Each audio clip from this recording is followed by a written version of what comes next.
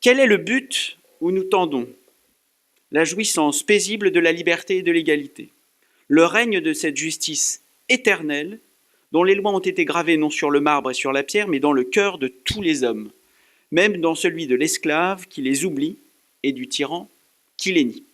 Voilà comment commence à peu près le cas de discours, que je vais vous présenter et que je vais soumettre à l'analyse. C'est un texte dont le statut est faussement simple, c'est un texte qui est apparemment politique, administratif et juridique, et c'est un texte qui, à mesure qu'il progresse, on le sent déjà dans les expressions et le champ conceptuel qui est mobilisé, se réfère de plus en plus à une portée métaphysique et même à une portée eschatologique. Il s'agit rien de moins pour l'un de ses leaders, l'un de ses chefs de la Révolution française, de parti montagnard, Maximilien de Robespierre, d'établir sur la terre. Et donc, à la différence de certains des textes que nous commentons, nous lisons, nous analysons ensemble, ce n'est pas un texte qui part d'un statut théologique pour se faire programme politique, c'est un programme politique très circonstanciel finalement, très lié à une lutte de partis à l'intérieur d'une assemblée dont la configuration est extrêmement mouvante, qui se hausse par certains de ces dispositifs argumentatifs, par certains de ces instruments conceptuels, au statut de texte sur les destinées, programme sur les destinées de l'humanité. Et on voit bien l'ambivalence de la portée de ce texte dans l'intitulé même. L'intitulé pointe d'abord une appartenance administrative, rapport sur les principes, et il enchaîne immédiatement sur un objet qui lui dépasse très très largement l'action publique, les politiques publiques et l'action des hommes politiques, les principes de morale politique qui doivent guider la Convention nationale. Alors, après avoir analysé le statut et l'intitulé, qui est l'émetteur du texte? Donc, c'est Maximilien Robespierre, membre de la Convention nationale, également membre du comité de salut public. C'est un homme politique à part entière. C'est également, et d'ores et déjà en 1794, une figure symbolique, une figure qui appartient à la fois aux icônes des orateurs de la Révolution, mais qui, à ce stade du débat politique, commence à transformer même son statut, qui se donne lui-même comme exemple, comme leader moral, comme leader spirituel. Et qui sont les destinataires dans cette stratégie de cas de discours? Alors, le destinataire évident, le destinataire obvi, c'est la Convention nationale. L'adresse, ce sont les citoyens représentant le peuple. C'est l'Assemblée qui est chargée d'adopter les normes, de donner à la République des normes et de décider ou non de la poursuite, de la suspension ou de l'aggravation de la politique de terreur. Mais le destinataire de ce discours peut se lire de façon plus réduite comme les membres du comité de salut public, donc la commission exécutive chargée d'appliquer le programme d'exception de la terreur. Le discours se conçoit aussi comme un cas tactique de discours maximaliste destiné à assurer à Robespierre face à ses rivaux internes le leadership sur la terreur.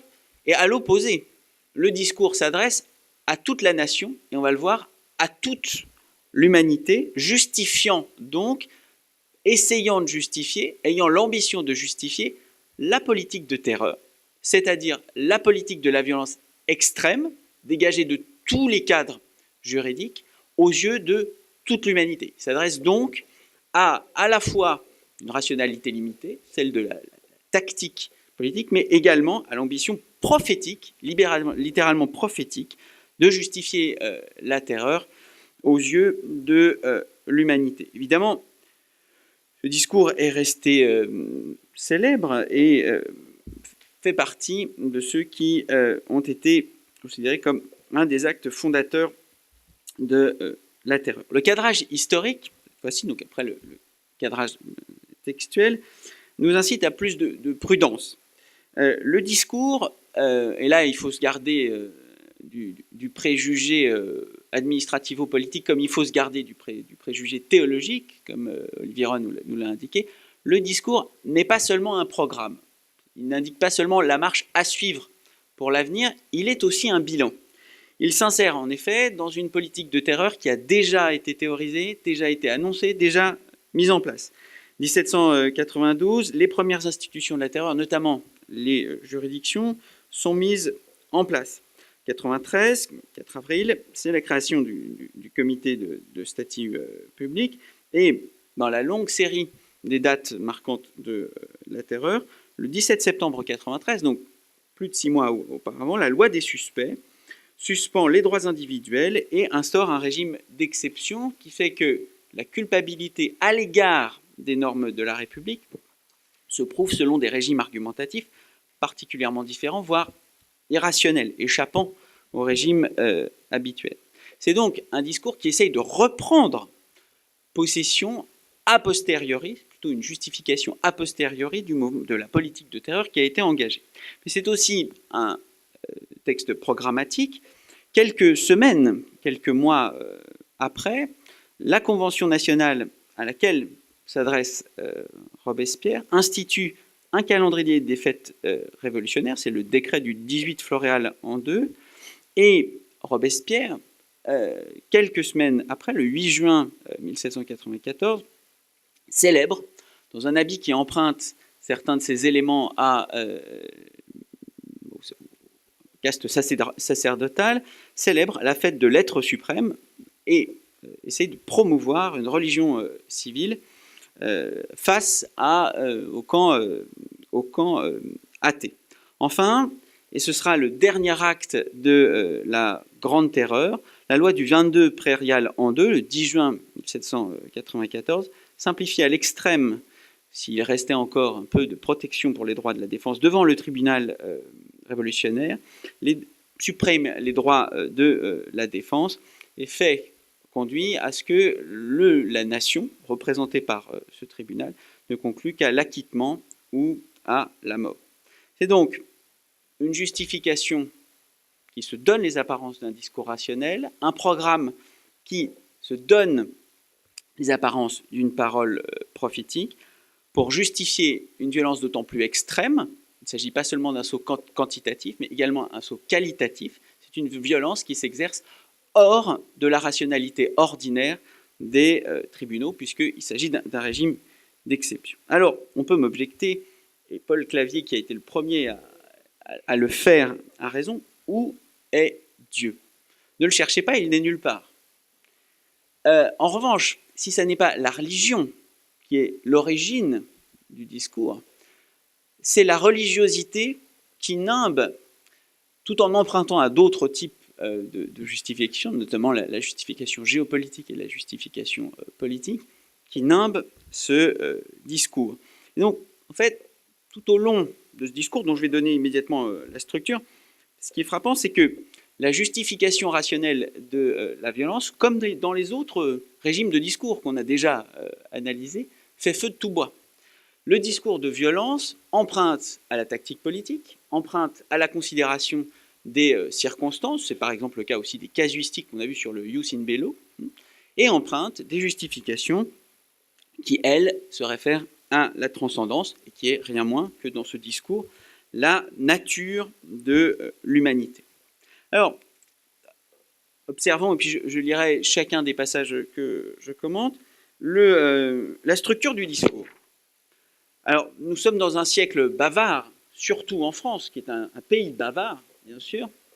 Nous sommes au XVIIIe siècle. Donc le discours que vous avez est évidemment beaucoup, beaucoup plus long, mais si on extrait le substrat sec de la stratégie argumentative, on obtient, grosso modo, avec le découpage que j'ai proposé, une structure argumentative extrêmement simple, qui part des objectifs, des buts ultimes de la révolution, quel est le but que nous tendons, et qui en déduit 3 séries de moyens juxtaposés, donc une régression rationnelle de l'objectif aux moyens qu'on met en œuvre. Le premier moyen à mettre en œuvre, comment obtenir la jouissance paisible de la liberté et de l'égalité, c'est en instituant un certain type de régime politique, c'est la démocratie, ou le régime républicain. Ce sont les paragraphes 8 et 9. Deuxième régression, comment instaurer la démocratie et le régime républicain? C'est en instaurant la vertu. Vertu que Robespierre définit ou redéfinit plus exactement. Et troisième régression, comment être sûr que la vertu s'impose dans la sphère publique? Donc comment être sûr que la République est fondée sur un socle solide? C'est la terreur. Sans la terreur, pas de vertu. Sans vertu, pas de République. Sans République, pas de règne de l'égalité, pas de règne de la justice. Donc c'est une structure imparable, une espèce de pyramide de la violence, comme en droit français et toute théorie de l'état de droit, on instaure une pyramide des normes, une hiérarchie des normes. Si vous voulez le règne de la justice éternelle et universelle, alors vous voulez la terreur. Vous ne pouvez vouloir que la terreur. Alors, reprenons chacune de ces régressions. Je ne vais pas m'apesantir peut-être sur le premier, là, sur la définition de la condition institutionnelle du règne de la justice. Je m'apesantirai plutôt sur le caractère proprement eschatologique et presque délirant en fait de l'ambition de Robespierre, dans laquelle évidemment il faut voir une enflure rhétorique propre à l'époque, à la passion politique de l'époque, mais sans aucun doute plus que ça. J'ai été saisi en lisant ce texte par les objectifs que se fixent les citoyens représentant le peuple. Ils ne discutent pas de la fixation du taux d'imposition des sociétés. Nous voulons, en un mot, remplir les vœux de la nature, accomplir les destins de l'humanité, tenir les promesses de la philosophie, absoudre la providence du long règne du crime et de la tyrannie. Puis suit une considération sur la France, mais c'est sans doute folklorique devant un parterre aussi international. Le versant politique est évident. Il s'agit de se donner un but qui paraît très immanent, la jouissance paisible de la liberté, la lutte contre la tyrannie et la transformation du statut géopolitique de la France, ancienne monarchie absolue, pour devenir une république exemplaire. D'accord. Mais le versant religieux est tout aussi évident. Tout d'abord, ce que vise l'action politique, c'est un résultat éternel, le règne de cette justice éternelle. Il s'agit vraiment de changer d'ordre. L'action politique inscrite dans la temporalité humaine doit viser un résultat qui lui sera irréversible puisque éternel. Il s'agit également de viser un but qui excède très largement la communauté nationale puisqu'il s'agit d'établir l'universalité du règne de cette justice.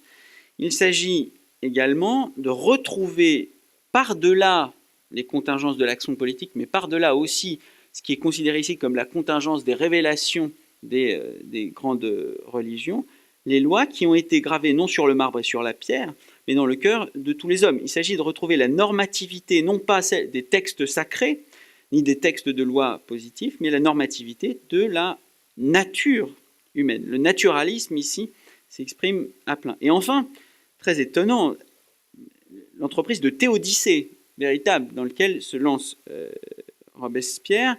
Il s'agit d'absoudre la providence du long règne du crime et de la tyrannie, de justifier, en fait, d'excuser la providence de l'existence de la tyrannie. Pour moi, le caractère messianique, proprement prophétique de ce discours s'exprime dans l'expression « accomplir les destins de l'humanité ». Le but de la politique n'est rien d'autre que d'accomplir la nature humaine, de faire l'homme à l'image de sa véritable nature, celle d'homme libre vivant dans une société d'égalité. Donc, on le verra, on l'a déjà vu, l'interpénétration d'objectifs politiques et d'objectifs métaphysiques se manifeste ici, mais cette fois-ci dans une dynamique qui fait que la politique se hausse à la métaphysique et non l'inverse. La première régression, je ne vais pas vous assommer avec ça, c'est la définition du bon régime politique. Il me suffira peut-être ici de lire quelle est la nature du gouvernement qui peut réaliser ces prodiges, donc ces miracles en fait, ce qui échappe à la rationalité ordinaire, le gouvernement démocratique ou républicain. Et ce que fait en fait Robespierre, c'est qu'il reprend une doctrine standard la doctrine standard de Montesquieu sur la définition du meilleur gouvernement. Alors évidemment, il est très prolixe sur la question, encore une fois, le fameux bavardage révolutionnaire, mais ce qui est très frappant, c'est que finalement, la question institutionnelle, celle de l'équilibre des pouvoirs, de qui doit diriger, c'est un régime d'assemblée, un régime présidentiel, etc., finalement assez accessoire pour lui. Pour lui, régime démocratique, régime républicain, bon, c'est à peu près la même chose. On est après la Révolution. On est après l'abolition de la monarchie. La question constitutionnelle, la question institutionnelle, est finalement mineure du moment que le règne de la vertu, qui est la deuxième condition, advient. C'est la deuxième régression, celle des paragraphes 11 et 12. Je lis. Quel est le principe fondamental du gouvernement démocratique ou populaire, c'est-à-dire le ressort essentiel qui le soutient et qui le fait mouvoir? C'est la vertu. Je parle de la vertu publique qui opéra, et on voit ensuite l'idolâtrie des révolutionnaires pour la Grèce et Rome. Cette vertu, qu'est-ce que c'est? C'est d'abord, dans le registre immanent, simplement, le respect des lois, l'amour des lois, et l'amour de la patrie. Jusqu'ici, tout va bien, d'une certaine façon, pas d'hypostase de la vertu, simplement, c'est le civisme pour lequel des brevets sont attribués aux citoyens, qui garantit l'existence du régime politique qui permet l'établissement de la justice. Mais on voit s'insérer ici, à l'intérieur même de l'immanence politique, la confusion typique, classique, récurrente dans les moments révolutionnaires. On peut le voir aussi dans d'autres moments révolutionnaires. Les Français croient souvent avoir le monopole de la grande révolution, mais évidemment, ils ont été précédés sur cette voie, ils ont été suivis aussi. La confusion entre, d'une part, les objectifs politiques, la normativité politique, et de l'autre part, les objectifs moraux et la normativité morale. Mais ce qui nous intéresse encore plus, c'est outre cette doctrine standard de la vertu politique comme moyen d'assurer la survivance des institutions, ce qui encore une fois reprend la doctrine standard de l'esprit des lois de Montesquieu, c'est l'ambition de Robespierre de faire de la vertu civique, de la vertu publique, la fameuse vertu complète, la fameuse vertu totale de Platon. Et tout le paragraphe 12 n'est que la réduction de chacune des vertus, que ce soit la générosité, que ce soit le dévouement, la loyauté, la bienveillance, à la vertu publique. Cette vertu publique résume en elle toutes les autres vertus. C'est-à-dire qu'il n'y a pas seulement une confusion entre politique et morale, il y a une absorption, une simplification de la politique dans une seule des dispositions morales, la vertu publique. Par exemple, on le voit très bien dans le paragraphe 12, d'où il résulte que l'amour de la patrie suppose ou encore produit toutes les vertus. Et là se révèle, à mon sens, ce qui est le plus... ce qui fait échapper ce discours à son régime discursif originel, celui de l'administration publique, celui de la politique publique. C'est bien de transformer les dispositions morales, c'est bien de transformer les dispositions psychiques de la collectivité de chacun des individus qui est en jeu. Et ça n'est pas pour rien. Malheureusement, le découpage que j'ai réalisé ne permettait pas de le montrer, mais tout ce discours repose sur l'hypothèse selon laquelle la vertu est l'âme de la République. La République est donc bien plus. Le régime de justice et d'égalité est bien plus qu'une entreprise institutionnelle. C'est une entreprise de réformation de l'âme humaine et des citoyens. Donc cette pyramide de la violence qui part des objectifs eschatologiques et institutionnelle aboutit en fait à une œuvre de transformation.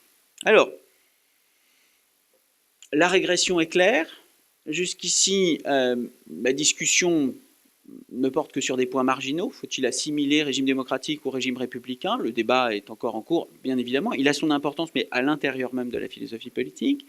Faut-il considérer qu'il existe une vertu totale qui absorbe toutes les autres et que le bon candidat, c'est la vertu publique? D'accord, ok. Comment est-ce qu'on passe ce saut, et c'est tout l'objet du colloque, comment est-ce qu'on passe ce saut à la violence physique des conflits armés, des conflits internationaux armés. La France est en lutte à ce moment-là avec plusieurs monarchies européennes. Comment est-ce qu'on saute le pas de la violence de la guerre civile, celle qui s'exprime bien sûr dans les guerres de religion, mais qui s'exprime aussi dans une autre forme de guerre de religion, qui est la guerre civile menée par la République dans plusieurs départements de l'Ouest. Comment expliquer, justifier en fait le saut vers la terreur d'État instaurée à Paris et dans les grandes villes, et qui fait que tous les droits individuels, ou presque, sont suspendus. Comment se fait en fait le passage de la vertu à la terreur? Tout commence, paragraphe 22, par une nouvelle réduction de hiérarchisation assez nette entre si tu veux la vertu, alors fais la terreur. Le lien entre vertu et terreur est un lien de fin à moyen. Et ce moyen est justifié, début du paragraphe 22, ici se bornerait tout le développement de notre théorie si vous n'aviez qu'à gouverner dans le calme vaisseau, si vous n'aviez qu'à gouverner dans le calme le vaisseau de la République. Mais la tempête gronde et l'état de la révolution où vous êtes vous impose une autre tâche. Première justification de la violence, c'est celle des circonstances exceptionnelles. Violence exceptionnelle, car circonstances exceptionnelles. Ça, c'est une argumentation assez simple qui ne fait pas référence à la transcendance, qui simplement porte à son maximum la rationalité politique, la tactique politique. Mais en tout cas, ce qui fait changer le discours, ce qui le porte à des dimensions tout autres, c'est l'ambition de porter le combat pour la justice à des dimensions cosmiques. La Révolution n'est pas seulement aux prises avec des dynasties adverses ou avec des partis intérieurs qui veulent la fin de la République. La France n'est rien d'autre qu'un cas particulier, le lieu d'affrontement entre deux forces cosmiques ou deux génies. Je lis. On dirait que les deux génies contraires qu'on a représentés se disputant l'empire de la nature combattent dans cette grande époque de l'histoire humaine pour fixer sans retour les destinées du monde, et que la France n'est que le théâtre de cette lutte redoutable. L'action politique, par cet aperçu, s'agit-il d'une inspiration gnostique? S'agit-il d'une inspiration néoplatonicienne? S'agit-il d'autres références? Le vague même ne permet pas de le trancher, mais l'action politique s'inscrit dans des dimensions cosmiques parce qu'elle prend parti dans des couples conceptuels généraux, universalisables, dans des disjonctions qui sont radicales. Bon, mauvais, vertu, justice, vérité, imposture, et non pas seulement mensonge, bien, mal. La violence est extrême parce que les circonstances le réclament, bien sûr, les circonstances particulières de 1794 pour ce pays particulier qu'est la France, mais le réclament. Mais la violence est extrême également parce que les buts à réaliser sont radicaux et se superposent par une série de métonymies, nation étranger, vérité, imposture, république et ses ennemis internes. C'est le choix du tout ou rien qui justifie la terreur, qui justifie donc la violence extrême. Et le paragraphe 23 est de ce point de vue-là ce qui boucle la boucle. On n'est plus, j'en ai bientôt fini. Le paragraphe 23 fait basculer le rapport entre vertu et terreur de la subordination du moyen à la fin à celui de l'identité. Cette nouvelle définition de la terreur qui est donnée, la terreur n'est autre chose que la justice prompte, sévère, inflexible. Elle est donc une émanation de la vertu. Elle est moins un principe particulier qu'une conséquence du principe général de la démocratie appliqué aux plus pressants besoins de la patrie. Et donc, on passe des alternatives radicales, le bien, le mal, la justice, l'injustice, la loyauté, la trahison, à une définition de la terreur par la vertu. Elle n'est rien d'autre qu'une des figures de la vertu. Et là se trouve ce qu'on voit dans plusieurs champs conceptuels révolutionnaires, et notamment c'était mon projet initial, qu'on voit dans une révolution qui est résolument non seulement séculière, mais aussi laïque et même anti-religieuse, c'est-à-dire la révolution bolchevique, c'est l'union des contraires. La réunion de deux termes qu'on pensait, de deux champs conceptuels qu'on pensait incompatibles, celui de la vertu et celui de la terreur. J'en ai fini donc sur ce discours. Ce qui, dans ce cas de discours, me semble mériter l'attention de nos travaux sur les relations entre la parole de Dieu et la violence des hommes, ce sont des dispositifs argumentatifs, la moralisation de la vie politique, la radicalisation des termes du débat politique sous forme d'absolutisation en fait des camps en présence et de l'objectif à atteindre. En un mot, la sectarisation de la vie politique qui fait que ce discours, bien entendu, ça n'est qu'un discours politique, obéit à une tactique à la fois pour se distinguer des ennemis de la République, mais pour se distinguer à l'intérieur même de cette secte particulière que sont les montagnards à ce moment de l'histoire de France, pour se distinguer, pour montrer, pour faire preuve de la radicalité suffisante à l'égard du camp adverse qui, quelques mois après, appliquera à Robespierre le même type de raisonnement en s'en débarrassant à Thermidor. Merci beaucoup pour votre attention.